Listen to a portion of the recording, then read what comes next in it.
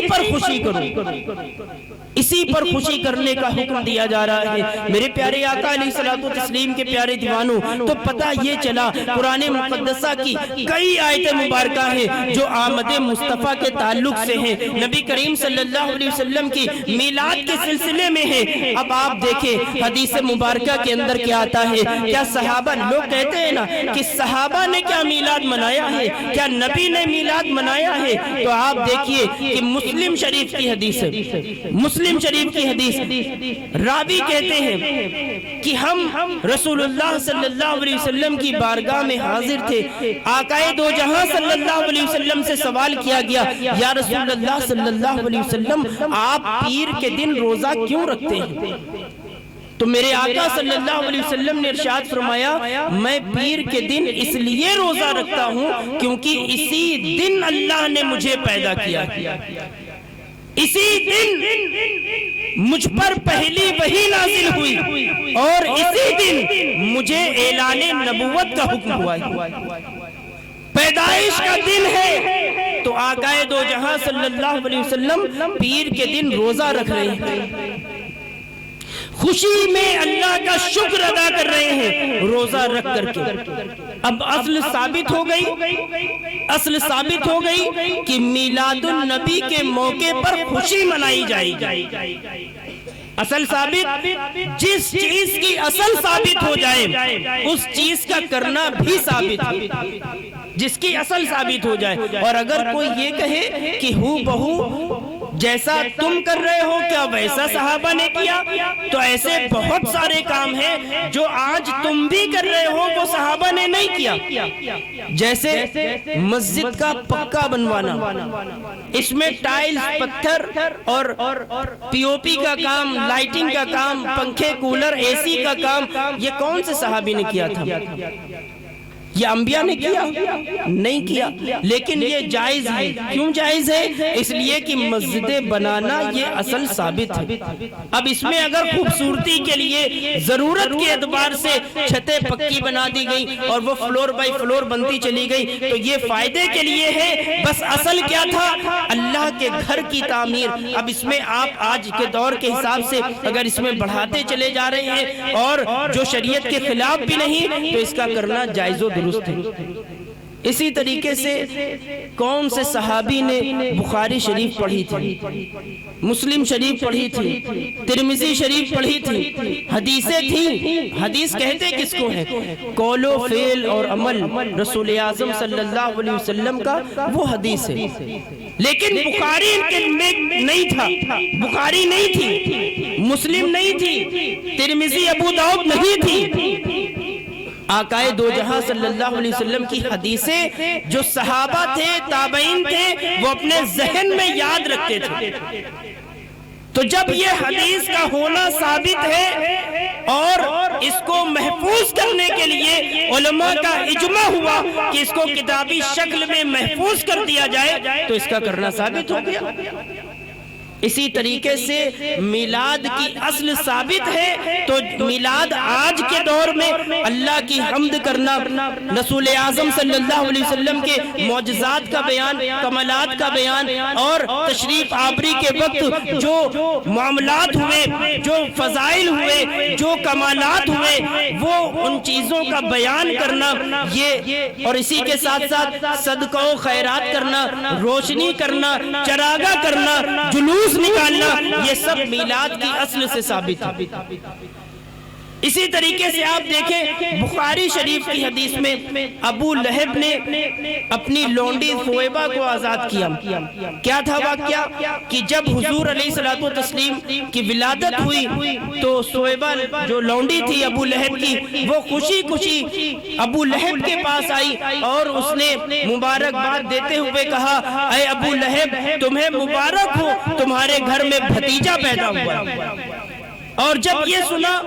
کہ بھتیجا پیدا ہوا ہے تو ابو لہب خوش ہو گیا، اور خوش ہو کر کے اس نے سیدھے ہاتھ کی کلمے والی انگلی سے جو ہے اشارہ کر کے اس کو آزاد کر دیا۔ جب وہ مرا تو اس کو کسی نے خواب میں دیکھا کہ خواب میں دیکھ کر کے پوچھا کیا حال ہے، تو اس نے کہا کہ اللہ کے سخت عذاب میں گرفتار، لیکن جب پیر کا دن آتا ہے تو میری کلمے والی انگلی سے فوارہ جاری ہوتا ہے، جس کو میں چوس لیتا ہوں تو مجھے تسلی مل جاتی ہے، میرے عذاب میں تخفیف کر دی جاتی ہے۔ اب نکتہ یہ ہے کہ ایک وہ کافر جس کا کفر قرآن مجید سے ثابت ہے،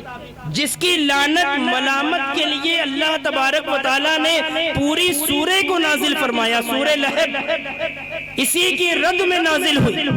جس کے کفر میں کوئی شک نہیں، جس کے جہنمی ہونے میں کوئی شک نہیں۔ بخاری شریف کی حدیث کے مطابق اگر کوئی اتنا بڑا کافر رسول اللہ صلی اللہ علیہ وسلم کی تشریف آوری پر اپنا بھتیجا جان کر، رسول جان کر نہیں بھتیجا جان کر اگر کوئی وہ آمد کی خوشی منا لے اور اپنی لونڈی کو آزاد کر دے، تو قدرت کا قانون یہ ہے کہ کافر کوئی بھی نیک عمل کرے آخرت میں اس کو جزا نہیں ملے گی، لیکن رسول اللہ صلی اللہ علیہ وسلم کے میلاد کی خوشی میں اس نے اپنی لونڈی کو آزاد کیا، تو اللہ نے اتنے بڑے کافر پر بھی یہ انعام کیا کہ اس کے عذاب میں تخفیف کر دی۔ جب پیر کا دن آئے تو اس کی کلمے کی انگلی سے پانی کا فوارہ جاری ہو جائے، تو اگر اتنا بڑا کوئی کافر نبی کریم صلی اللہ علیہ وسلم کی ولادت پر بھتیجا جان کر خوشی منا لے تو اس کے عذاب میں تخفیف ہو سکتی ہے، تو ایک عاشق رسول اگر اپنے آقا صلی اللہ علیہ وسلم کا میلاد منائے تو یقیناً اس کی بخشش و مغفرت ہو سکتی ہے۔ یہ بخاری شریف کی حدیث ہے۔ اسی طریقے سے آپ دیکھیں ایک حدیث میں حضرت ابن عباس رضی اللہ تعالیٰ عنہ کہتے ہیں کہ ہم ایک مرتبہ میں نے اپنے گھر والوں کو جمع کیا اور جمع کرنے کے بعد میں اللہ کے رسول صلی اللہ علیہ وسلم کی تشریف آوری کے موقع پر جو کمالات ظاہر ہوئے ان کا تذکرہ کر رہا تھا، اللہ کی حمد کر رہا تھا اور محبوب خدا صلی اللہ علیہ وسلم پر درود و سلام پڑھ رہا تھا کہ اتنے میں آقائے دو جہاں صلی اللہ علیہ وسلم تشریف لے آئے اور ارشاد فرمایا کہ میری شفاعت تمہارے اوپر حلال ہو۔ یہ صحابہ لوگ کہتے ہیں نا کس صحابی نے منائی، تو یہ حضرت عبداللہ ابن عباس کی حدیث ہے۔ اسی طریقے سے حضرت عامر رضی اللہ تعالیٰ عنہ کے تعلق سے بھی ایک حدیث ملتی ہے کہ آپ اپنے گھر خاندان اور عزیز و اقارب کو اکٹھا کیا آپ نے، اور سب کو اکٹھا کرنے کے بعد آقا دو جہاں صلی اللہ علیہ وسلم کے معجزات اور کمالات کا بیان کر رہے تھے اور اللہ کی حمد و ثنا کر رہے تھے، اللہ کا ذکر کر رہے تھے اور حضور علیہ الصلوۃ والتسلیم پر درود و سلام پڑھ رہے تھے، تو آقا دو جہاں صلی اللہ علیہ وسلم تشریف لے آئے۔ آقا دو جہاں صلی اللہ علیہ وسلم نے ارشاد فرمایا کہ اللہ تبارک و تعالیٰ نے تم سب کے اوپر رحمت کے دروازے کھول دیے ہیں اور اللہ کے تمام فرشتے تم سب کے لیے دعائے مغفرت کر رہے ہیں، اور تمہارے بعد جو بھی اس پر عمل کرے گا وہ اس کو اسی طریقے سے نجات حاصل ہوگی جیسے تمہیں نجات حاصل ہو رہی ہے۔ یہ حدیث مبارکہ ہے۔ اب پتہ یہ چلا کہ وہ لوگ جو کہتے ہیں کہ میلاد نہیں منانا چاہیے، یہ جشن چراغاں کیوں ہے، روشنی کیوں ہے، یہ سب کیوں ہے، تو یہ اس وجہ سے کہتے ہیں کہ یہ بغض اور عداوت میں بھرے ہوئے دل ہے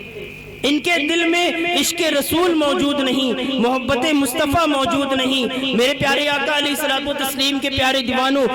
اگر دل میں عشق مصطفیٰ ہو، تعظیم رسول ہو اور عشق رسول ہو، تو یقیناً کوئی بھی ایمان والا یہ سوال اٹھا ہی نہیں سکتا کہ ہم میلاد کیوں منا رہے ہیں، ہم جو ہے میلاد کیوں کر رہے ہیں، روشنی کیوں کر رہے ہیں۔ آپ اندازہ کریں آج بیجا سوالات کیا جاتے ہیں، ایسے سوالات جن کا اس تعلق سے کوئی بھی معاملہ نہیں ہوتا، لیکن پھر بھی سوال کرتے ہیں۔ لوگ کہتے ہیں کہ اسی دن ربیع الاول کے دن ہی 12 ربیع الاول کے دن سرکار کا وصال ہوا، تو اس دن غم کرنا چاہیے، غم منانا چاہیے اور آمد کا ذکر نہیں کرنا چاہیے۔ لوگ کہتے ہیں تو اب ان کو کیا جواب دیں گے؟ تو شریعت نے اس کا بھی مسئلہ پہلے ہی حل فرما دیا کہ جب دو چیزیں ایک ہی دن ہو تو ہمیں کیا کرنا چاہیے۔ سب سے پہلے جواب حدیث سے، ابن ماجہ کی حدیث ہے، اللہ کے رسول صلی اللہ علیہ وسلم نے جمعے کے دن کو عید قرار دیا اور کہا کہ جمعے کا دن عید کا دن ہے، اور یہ عید کا دن اس لیے ہے کیونکہ اللہ تبارک و تعالیٰ نے آج ہی کے دن آدم علیہ السلام کو پیدا کیا اور آج ہی کے دن ان کی وفات بھی ہوئی اور پیدا بھی کیا۔ لیکن سرکار فرما رہے ہیں کہ یہ عید کا دن ہے کیونکہ آمد ہوئی اور اسی دن قیامت قائم ہوگی۔ پہلا سور بھی اسی دن پھونکا جائے گا، دوسرا سور بھی اسی دن پھونکا جائے گا۔ یہ بڑی طویل حدیث ہے۔ اور دوسری چیز، دوسرا اس کا جو ہے ترک یہ ہے، جواب یہ ہے کہ غم منانے کے دن مخصوص ہے۔ جب کسی کے یہاں مٹی ہو جائے، کسی کا انتقال ہو جائے تو فرمایا گیا، آقائے دو جہاں صلی اللہ علیہ وسلم نے ارشاد فرمایا کہ 3 دن سے زیادہ غم منانا جائز نہیں، 3 دن سے زیادہ۔ لیکن خوشی منانے کا کوئی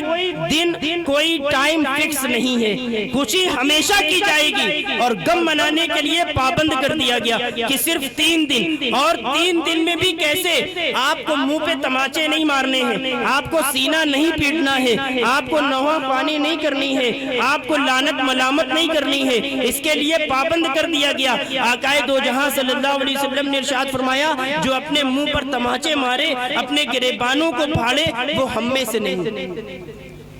تو پتہ چلا کہ غم نہیں منایا جائے گا۔ اسی موقع پر کسی شاعر نے لکھا تھا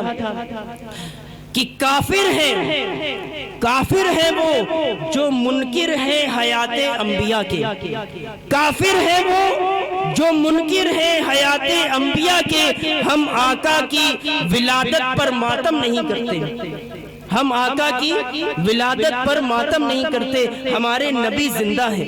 ہم زندہ نبی کے ماننے والے ہیں، زندہ مذہب کے ماننے والے ہیں، زندہ خدا کے ماننے والے ہیں، ہمارا خدا زندہ ہے، ہماری کتاب زندہ ہے، ہمارا نبی زندہ ہے۔ وہ کوئی اور نبی ہوگا، کسی اور کا کوئی اور نبی ہوگا جو مر کے مٹی میں مل گیا ہوگا، ہمارا نبی زندہ ہے، ہم زندہ نبی کے ماننے والے ہیں، اور نبی بھی زندہ ہے۔ اگر زندگی کی بات کی جائے تو شہداء بھی زندہ ہیں، صحابہ بھی زندہ ہیں، اولیاء اللہ بھی زندہ ہیں، اور نیک صالحین بھی زندہ ہیں اپنی اپنی قبروں میں۔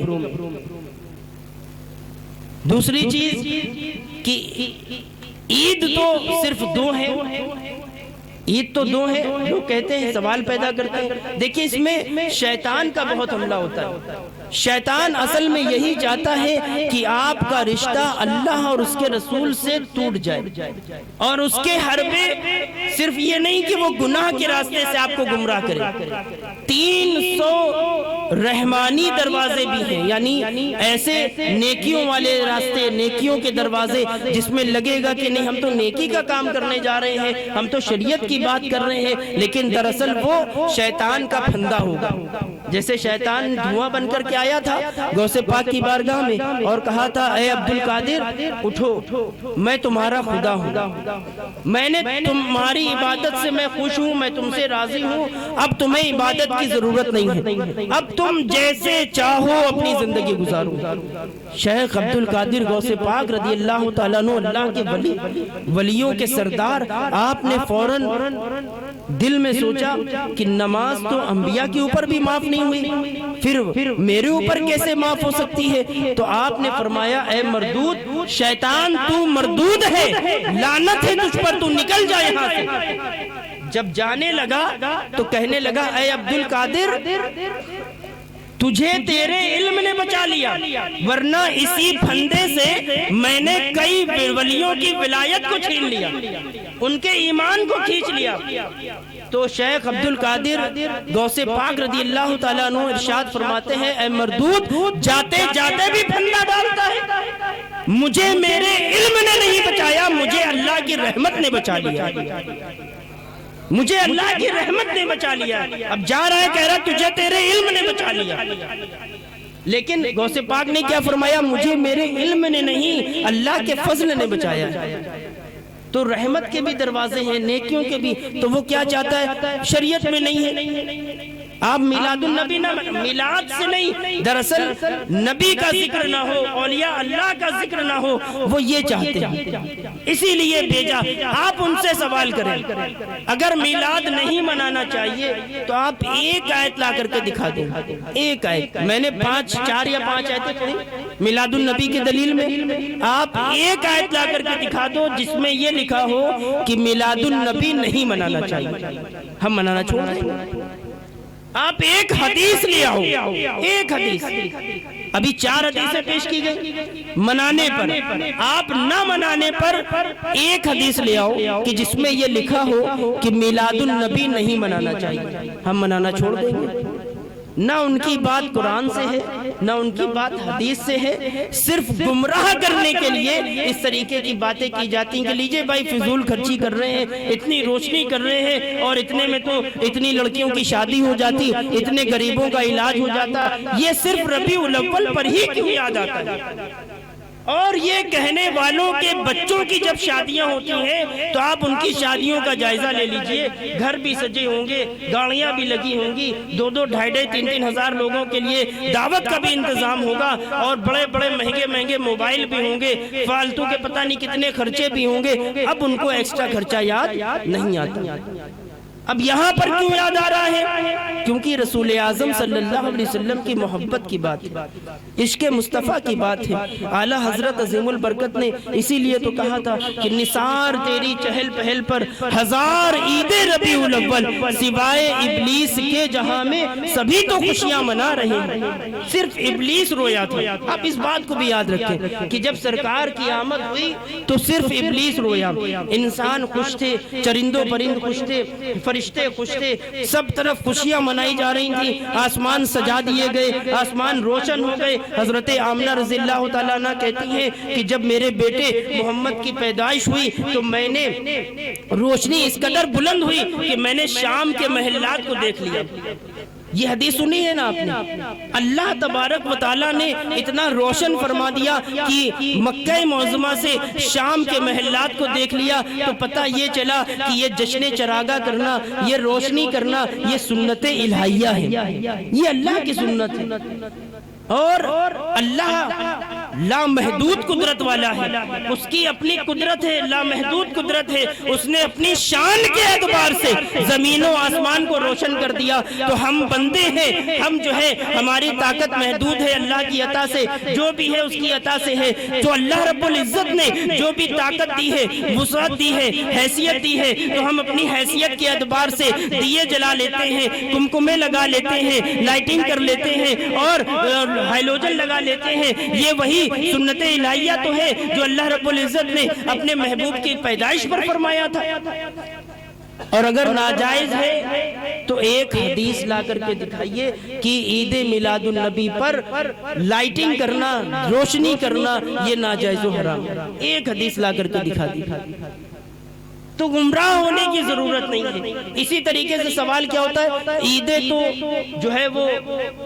2 ہیں، اب آپ نے نئی عید نکال دی، عید میلاد النبی، وہ بھی ایک اعتراض ہے، یہ بھی شیطان کی طرف سے ہے، یہ اعتراض بھی شیطان کی طرف سے ہے۔ سب سے پہلے یہ سمجھ لیں کہ عید صرف 2 نہیں ہے بلکہ عید کئی ہے،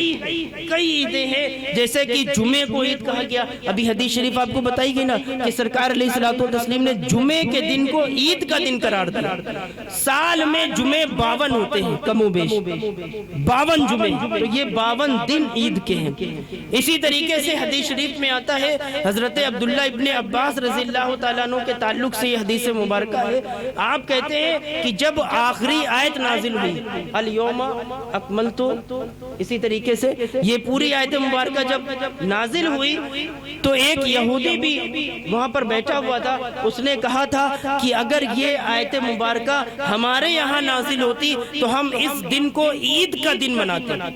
کس نے کہا؟ یہ یہودی نے۔ تو حضرت عبداللہ ابن عباس نے کہا کہ وہ دن ہمارے یہاں پہلے سے ہی 2 عیدوں والا دن تھا، کیا فرمایا؟ 2 عیدوں والا دن تھا، یہ حدیث شریف ہے، 2 عیدوں والا دن ہے، کہا اس دن جمعے کا دن تھا، جمعے کا دن بھی عید کا دن ہے، اور وہ دن عرفے کا دن تھا، عرفے کا دن بھی عید کا دن، اور چونکہ یہ آیت مبارکہ بھی نازل ہوئی، تو مفسرین نے یہاں کہا کہ چونکہ یہ آیت مبارکہ نازل ہوئی، قرآن مقدس مکمل ہو گیا، تو اب یہ دن بھی عید کا دن ہو گیا، یعنی وہ اس دن 3 عیدیں تھیں۔ تو بات صاف ہو گئی، 2 عیدیں نہیں ہیں صرف، یہ صرف مائنڈ کو بدزن کرنے کے لیے، گھمانے کے لیے کہتے ہیں کہ صرف 2 عیدیں ہیں، جمعے کا دن بھی عید کا دن ہے، عرفہ کا دن بھی عید کا دن ہے، اور جب یہ آخری آیت مبارکہ نازل ہوئی یہ بھی عید کا دن ہے۔ اسی طریقے سے کچھ لوگوں نے یہ بھی کہا، دراصل ان کی زبان پر شیطانی بولتا ہے، کہتے ہیں کہ جب سرکار ایک بار تشریف لائے تو آپ ہر سال ربیع الاول کیوں مناتے ہیں؟ جس سال آئے اسی سال منا لیا گیا، صحابہ نے چلیے ٹھیک ہے مان لیا، صحابہ نے منایا اور تمام لوگوں نے منایا، ہم نے مان لیا، لیکن اب ہر سال کیوں مناتے ہیں؟ تو اس کا جواب بھی قرآن مقدسہ سے ہے۔ قرآن مقدسہ میں نعرہ تکبیر، نعرہ رسالت، علماء اہل سنت، مسلک اعلی حضرت، جشن غوث الورا، عید میلاد النبی، حافظ و قاری محمد شعیب ازہری صاحب قبلہ، نعرہ تکبیر۔ بس آخری بات کہہ کر کے اپنی بات کو ختم کروں، اس لیے کہ ہمیں اور آپ کو خصوصی خطاب انشاءاللہ تبارک و تعالی اپنے اور آپ کے رہنما ہمارے پیشوا حافظ و قاری محمد شعیب ازہری صاحب قبلہ مدد ذلہ العلی سے انشاءاللہ سماعت کرنا ہے۔ بس آخری بات کہ جو لوگ یہ کہتے ہیں کہ ہر سال کیوں عید میلاد النبی منایا جاتا ہے، جبکہ سرکار تو ایک سال لائے بس اسی سال ہو گیا، اب تو نہیں منانا چاہیے کیونکہ ہر سال تو نہیں آتے۔ تو قرآن مقدس میں اس کا جواب موجود ہے، اِنَّا أَنزَلْنَاهُ فِي لَيْلَةِ الْقَدْرِ، ہم نے قرآن مقدس کو اسی رات میں نازل کیا، کون سی؟ لیلۃ القدر کی رات۔ رمضان کی جو 5 طاق راتیں ہیں ان راتوں میں ایک لیلۃ القدر کی رات ہے، اس رات کے تعلق سے یہ پوری سورہ مبارکہ سورہ قدر نازل ہوئی، اور اس میں فضیلت بھی بیان کی گئی کہ اس رات میں جو عبادت کرے گا 1000 مہینوں سے زیادہ کا ثواب پائے گا، اس کے نامہ اعمال میں بے انتہا نیکیاں درج کر دی جائیں گی۔ اب سوال یہ پیدا ہوتا ہے، قرآن مقدسہ تو ایک ہی بار نازل ہوا تھا نا، لیکن صبح قیامت تک جب رمضان آئے گا، طاق رات آئے گی، یہی فضیلت وہ پالے گا جو اس رات میں عبادت کرے گا۔ جب قرآن نازل ہو تو وہ رات لیلۃ القدر کی رات 1000 مہینوں سے افضل ہو سکتی ہے، تو جس رات میں، جس صبح میں، جس دن میں صاحب قرآن تشریف لائے ہو، وہ دن تمام دنوں میں افضل کیوں نہیں ہو سکتا؟ وہ دن تمام عیدوں کی عید کیوں نہیں ہو سکتا؟ میرے پیارے آقا علیہ الصلوۃ والتسلیم کے پیارے دیوانوں، امام عشق و محبت سیدی امام احمد رضا خان فاضل بریلوی علیہ رحمہ نے اسی لیے کہا تھا کہ حشر تک ڈالیں گے ہم پیدائش مولا کی دھوم، حشر تک ڈالیں گے ہم پیدائش مولا کی دھوم، مثل فارس نجد کے قلعے گراتے جائیں گے، خاک ہو جائے عدو جل کر مگر ہم تو رضا، خاک ہو جائے عدو جل کر مگر ہم تو رضا، دم میں جب تک دم ہے ذکر ان کا سناتے جائیں گے۔ استغفر اللہ ربی من کل ذنب واتوب الیہ، اشہد ان لا الہ الا اللہ واشہد ان محمدا عبدہ ورسولہ۔ السلام علیکم ورحمۃ اللہ وبرکاتہ۔